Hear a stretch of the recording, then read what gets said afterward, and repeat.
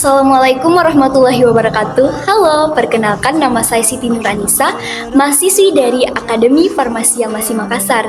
Dengan NIM 23032AF, saya akan membawakan materi dari mata kuliah Anatomi Fisiologi Manusia yang berjudul Sistem Saraf.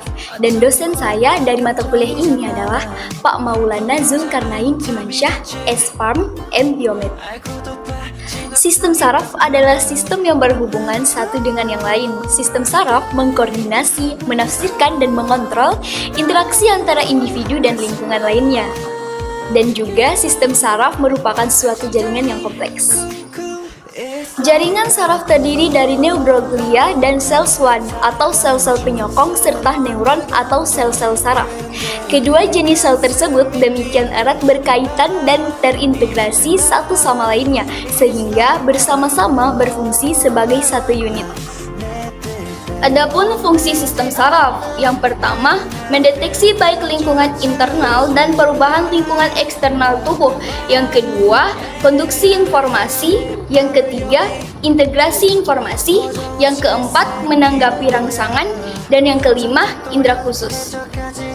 Bagian-bagian sel saraf. Yang pertama, neuron. Neuron adalah unit terkecil penyusun sistem saraf. Sel saraf adalah sebuah sel yang berfungsi untuk menghantarkan impuls atau rangsangan. Setiap satu sel saraf atau neuron terdiri atas 3 bagian utama yang berupa badan sel saraf, dendrit, dan akson.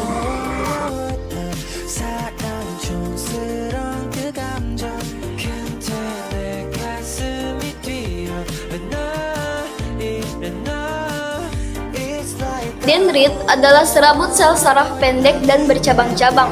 Dendrit merupakan perluasan dari badan sel. Dendrit berfungsi untuk menerima dan mengantarkan rangsangan ke badan sel. Badan sel adalah bagian yang paling besar dari sel saraf. Badan sel berfungsi untuk menerima rangsangan dari dendrit dan meneruskan ke akson. Badan sel saraf mengandung inti sel dan sitoplasma.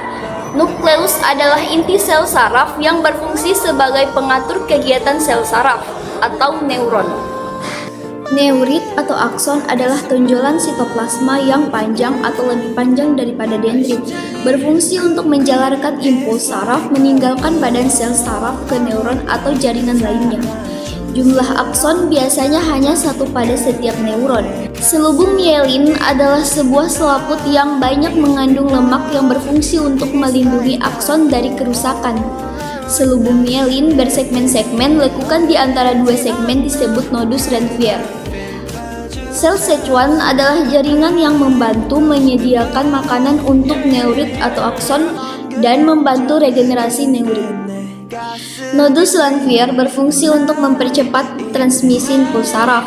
Adanya nodus Ranvier tersebut memungkinkan saraf meloncat dari satu nodus ke nodus yang lain, sehingga impuls lebih cepat sampai pada tujuan. Sinapsis adalah pertemuan antara ujung neurit atau akson di sel saraf satu dan ujung dendrit di sel saraf lainnya. Pada setiap sinapsis terdapat celah sinapsis. Menurut fungsinya, ada 3 jenis sel saraf, yaitu yang pertama sel saraf sensorik, yang kedua sel saraf motorik, dan yang ketiga sel saraf penghubung. Adapun sel saraf lainnya yaitu sel neuroglia dan selaput mielin. Neuron transmitter. Neuron transmitter merupakan zat kimia yang disintesis dalam neuron dan disimpan dalam gelembung sinaptik pada ujung akson. Zat kimia ini dilepaskan dari ujung akson terminal dan juga direabsorpsi untuk daur ulang. Neuron transmitter merupakan cara komunikasi antar neuron. Setiap neuron melepaskan satu transmitter. Sinaps. Sinaps merupakan tempat di mana neuron mengadakan kontak dengan neuron lain atau dengan organ-organ efektor, dan merupakan satu-satunya tempat di mana suatu impuls dapat lewat dari suatu neuron ke neuron lainnya atau efektor. Impuls saraf. Impuls yang diterima oleh reseptor dan disampaikan ke efektor akan menyebabkan terjadinya gerakan atau perubahan pada efektor. Gerakan tersebut seperti gerak refleks dan gerak sadar. Sistem saraf dibagi 2, yakni saraf pusat berupa otak dan medula sinapsis dan saraf tepi. Sistem saraf pusat merupakan pusat dari seluruh kendali dan regulasi pada tubuh, baik gerakan sadar atau gerakan otonom. Dua organ utama yang menjadi penggerak sistem saraf pusat adalah otak dan sumsum tulang belakang. Otak Otak merupakan organ yang telah terspesialisasi sangat kompleks. Berat total otak dewasa adalah sekitar 2% dari total berat badannya atau sekitar 1,4 kg dan mempunyai sekitar 12 miliar neuron. Pengolahan informasi di otak dilakukan pada bagian-bagian khusus sesuai dengan area penerjemahan neuron sensori. Ada beberapa bagian otak. Yang pertama otak depan. Otak depan terdiri atas otak besar atau cerebrum, talamus, dan hipotalamus. Kedua, otak tengah. Otak tengah merupakan bagian terkecil otak yang berfungsi dalam sinkronisasi pergerakan kecil, pusat relaksasi dan motorik, serta pusat pengaturan refleks pupil pada mata. Otak tengah terletak di permukaan bawah otak besar atau cerebrum.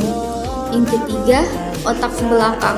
Otak belakang tersusun atas otak kecil atau cerebrum, medula oblongata, dan pons frontalis.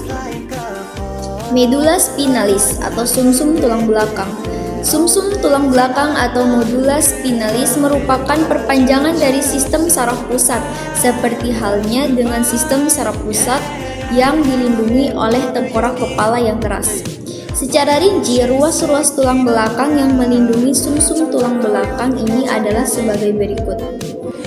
Sumsum tulang belakang terdiri dari 31 pasang saraf spinalis yang terdiri dari 7 pasang dari segmen servikal, 12 pasang dari segmen torakal, 5 pasang dari segmen lumbalis, 5 pasang dari segmen sakralis, dan 1 pasang dari segmen coccygeus. Saraf tapi dibagi menjadi dua berdasarkan cara kerjanya, yaitu sebagai berikut. Yang pertama sistem saraf sadar dan yang kedua sistem saraf tak sadar atau otonom. Adapun beberapa kelainan pada sistem saraf, ada stroke, tumor otak, dan ayan atau epilepsi. Baiklah, terima kasih. Itulah pemaparan materi dari saya yang membahas tentang sistem saraf. Jika ada salah, mohon dimaafkan karena kita semua sama-sama belajar. Baik, sekian dari saya.